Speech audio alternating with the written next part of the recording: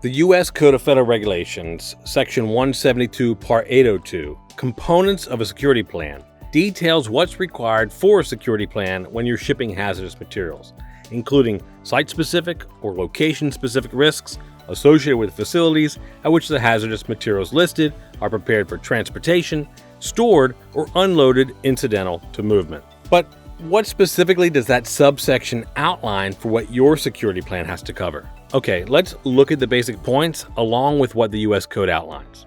Start with an assessment of transportation security risks. As noted, that U.S. Code requires that the security plan includes more than just transportation, but also any incidentals related to the transportation, storage, or movement in total of these hazardous materials. If it's a step on the path for moving hazardous materials from point A to point B, the security plan should cover it. Personnel security. It starts with knowing who's doing the handling.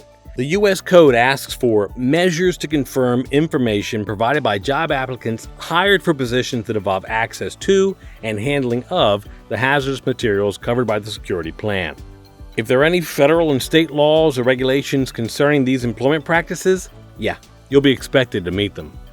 How about unauthorized access? Well, this is huge.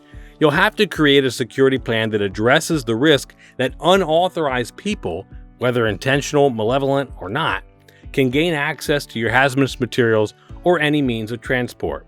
What's your plan for preventing unauthorized access, and what's in your plan in the event that someone does get unauthorized access? Include provisions for all circumstances that you can come up with. And then we've got en route security.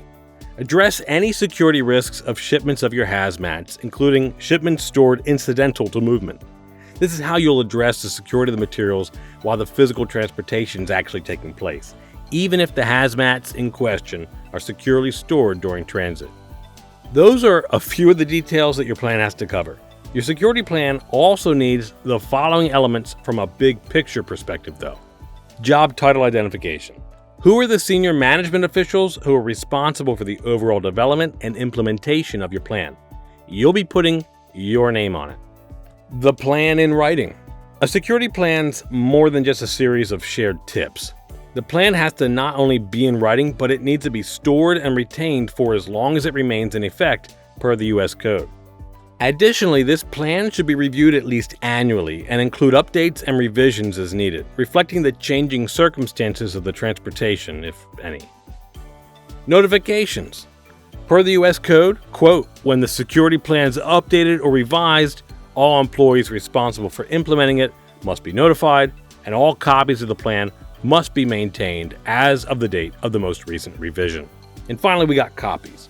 According to the U.S. Code, each person required to develop and implement a security plan in accordance with this subpart must maintain a copy of the security plan or an electronic file thereof that's accessible at or through its principal place of business, and must make the security plan available upon request at a reasonable time and location to an authorized official of the Department of Transportation or the Department of Homeland Security.